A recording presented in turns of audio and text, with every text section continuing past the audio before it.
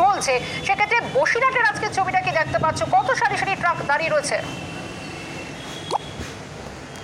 প্রতিদিনে আমদানি রপ্তানি প্রায় 600 ট্রাক এখানে কিন্তু যাতায়াত করে, অর্থাৎ ইতিমধ্যে কিন্তু যে পণ্যবাহী যে ট্রাকগুলো রয়েছে সেই ট্রাকগুলো কিন্তু বিভিন্ন কাঁচা মাল সবজি নিয়ে তারা কিন্তু সীমান্ত।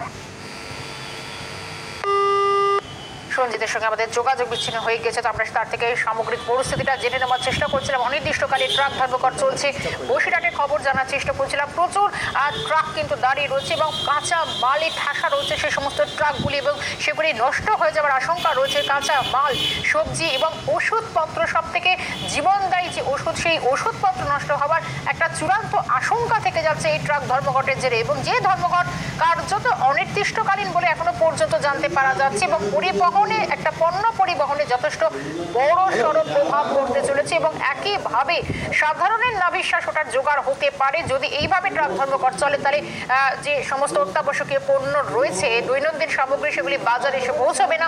সেক্ষেত্রে জিনিসপত্রের মূল্য বৃদ্ধি হবে, সেটাও কিন্তু খুব স্বাভাবিকভাবে কার্যত হেসেলে একটা তার বড় সড় প্রভাব পড়বে। অনির্দিষ্টকালীন ট্রাক ধর্মঘট চলছে বসিরহাট, হলদিয়া, রাজ্যের বিভিন্ন প্রান্তের সামগ্রিক ছবি। একই সারি সারি দাঁড়িয়ে রয়েছে বিভিন্ন ট্রাক।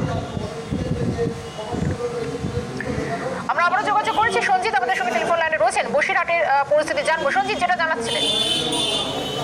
সারি সারি প্রায় পণ্যবাহী ট্রাক দাঁড়িয়ে আছে, বিশেষ করে সে 6 দফা দাঁড়ি নিয়ে রাজ্য ট্রাক অ্যাসোসিয়েশনের সম্পাদক যে সজল ঘোষ ইতিমধ্যে তিনি বলেছেন যে 6টা দাবি রয়েছে মূলত তাদের কেন্দ্রীয় যে আজকে অর্থাৎ মোটর ভেহিকেলসের যে সমস্যাগুলো রয়েছে সেটা দ্রুত মেটানো, পাশাপাশি তারা পণ্যবাহী ট্রাক নিয়ে যেতে গেলে বিভিন্ন সময় পুলিশি জুলুম এবং হয়রানি এবং রাস্তায় চাঁদা, বেআইনিভাবে চাঁদা নেওয়া হয়, এটাও তারা দাবির মধ্যে রেখেছে। এছাড়া বিভিন্নভাবে পণ্যবাহী ট্রাকের যে মাল রয়েছে, কাঁচা মাল, সেখানে পণ্যবাহী ট্রাকের যে কাঁচা মাল রয়েছে অনেক সময় দেখা গিয়েছে যে ওভারলোডিং করা হয়, এটাও সমস্যার মধ্যে ফেলেছে। মোট 6 দফা দাবি নিয়ে তারা কিন্তু ইতিমধ্যে ট্রাক ধর্মঘটে নেমেছে রাজ্য জুড়ে। পাশাপাশি এই যে চাপটা পড়েছে, অর্থাৎ এই ট্রাক ধর্মঘটের যে প্রতিফলনটা পড়েছে সীমান্ত, অর্থাৎ বৈরাহারা সীমান্ত থেকে শুরু করে বন্ধা পেট্রোল সীমান্তে কয়েক হাজার ট্রাক কিন্তু আলো যাওয়া করে, যার কারণে কিন্তু যথেষ্ট সমস্যা পড়েছে। অর্থাৎ এই ট্রাক ধর্মঘটের ফলে কিন্তু যেমন ট্রাকের সঙ্গে যুক্ত যারা লোডিকাল অর্থাৎ যারা শ্রমিক রয়েছে তারা ইতিমধ্যে কিন্তু তারা বসে পড়েছে, তাদের প্রতিদিনকার জীবন জীবিকা রয়েছে, এবং তার পাশে ছোট ছোট ব্যবসায়ী করে উঠেছে, অর্থাৎ হোটেলগুলো বন্ধ হয়ে গেছে। সব মিলিয়ে কিন্তু যথেষ্ট ট্রাক ধর্মঘটের প্রভাব পড়েছে, বিশেষ করে সীমান্ত এরিয়ার। পাশাপাশি এছাড়াও কিন্তু যে দেখা গিয়েছে যে এত ট্রাক যেসব পার্কিং এ থাকে সেই পার্কিং জমিগুলো বসতে হয়ে গেছে, এবং প্রচুর কাঁচামাল রয়েছে। এটা যদি বাড়তে শুরু করে, অর্থাৎ ধর্মঘটের দিন আরো যদি আজকের থেকে শুরু হলো, এটা যদি আরো সময় যায়, তাহলে কিন্তু ব্যাপক ক্ষতির, একদিকে আশঙ্কা, একদিকে রুজি রোজগার, অন্যদিকে জীবন জীবিকা, সব মিলিয়ে কিন্তু ইতিমধ্যে সীমান্ত এরিয়া যে রয়েছে ট্রাকগুলো এবং দাঁড়িয়ে পড়েছে, তাতে কিন্তু যথেষ্ট কিছু বোঝা যাচ্ছে এই অনির্দিষ্টকালীন ট্রাক ধর্মঘটে একটা বড় সড় প্রভাব পড়েছে বসিরহাটের ঘোজাডাঙ্গার সীমান্ত দিয়ে।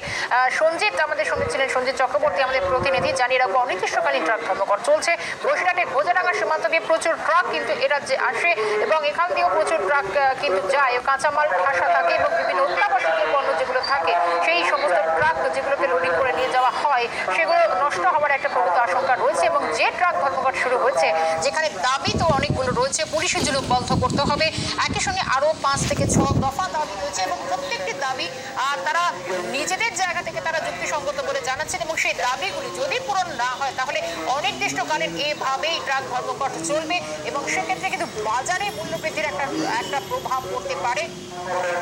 পুলিশের জন্য বন্ধ সহ 6 দফার দাবিতে ট্রাক ধর্মঘটে সামিল হয়েছেন ধর্মঘটীরা।